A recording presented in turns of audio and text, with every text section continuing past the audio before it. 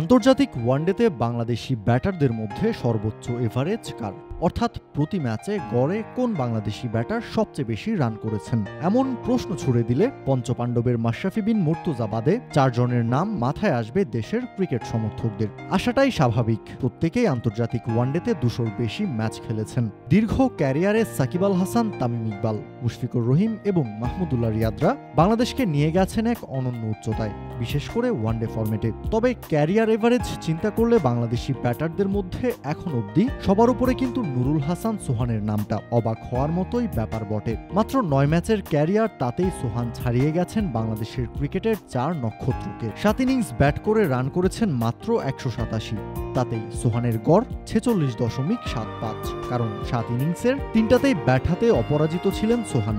ওয়ালটন এখন দেশের সীমানা পেরিয়ে পৌঁছে গিয়েছে 50টিরও বেশি দেশে। ওয়ালটন, ঘরে ঘরে বিশ্বজুড়ে। এবার আরও একটা পরিসংখ্যানে চোখ রাখা যাক। আফগানিস্তানের বিপক্ষে চলমান ওয়ানডে সিরিজ খেলতে নামার আগে 2023 সালের সেপ্টেম্বর মাস পর্যন্ত সোহান ম্যাচ খেলেছিলেন 60টি, যার 5 ইনিংসে ব্যাট করে 3টাতে অপরাজিত থেকে রান করেছিলেন 165। সেই হিসেবে আফগানিস্তান সিরিজে মাঠে নামার আগ পর্যন্ত সোহানের গড় ছিল 82.5।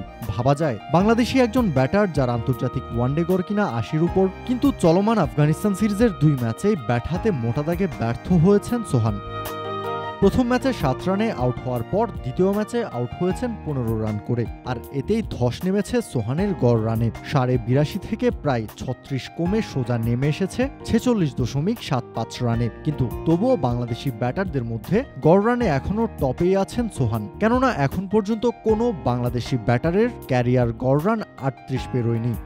সোহানের পর গড় রানের তালিকায় আছেন বাংলাদেশের সর্বকালের সেরা অলরাউন্ডার সাকিব আল হাসান। ব্যাট হাতে 247 ম্যাচে 7,570 রান করা সাকিবের গড় 37.29। তার ঠিক পরের নামটাই তামিম ইকবালের। 243 ম্যাচে 36.65 এভারেজে তামিম রান করেছেন 8,357। 4-এ থাকা মাহমুদুল্লাহর গড় 36.46। 239 ম্যাচে রান করেছেন 5,689। 4 পাণ্ডবের আরেক পাণ্ডব মুশফিকুর রহিমের গড় 36.42। বাংলাদেশের ইতিহাসে সবচেয়ে বেশি 276 ম্যাচ খেলে মুশফিক রান করেছেন 7,795। দুঃখজনক হলেও সত্যি, টাইগারদের বর্তমান ওয়ানডে দলে থাকা তাওহিদ হৃদয় এবং নাজমুল শান্ত বাদে কারো গড় রানই এখন পর্যন্ত 30 পেরোয়নি। প্রায় 2 বছর পর ওয়ানডে দলে ফেরা সোহানও যদি সুযোগ কাজে লাগাতে না পারেন, তাহলে হয়তো অল্প কদিন পরেই তিনিও হারিয়ে যাবেন। সাকিব, তামিম, মুশফিক, রিয়াদরাই টিকে থাকবেন গড় রানের তালিকায় সবার উপরে। সে হিসেব মাথায় রাখলে সোহানকে পাড়ি দিতে হবে লম্বা পথ, যদি ক্যারিয়ার শেষে গড় রানের তালিকায় নিজের নামটা সবার উপরে রাখতে চান। এখন প্রশ্ন হলো, সোহান পারবেন তো? এর উত্তর সময় বলে দেবে। কাউসার শান্ত, ক্রিক ফ্রেঞ্জি।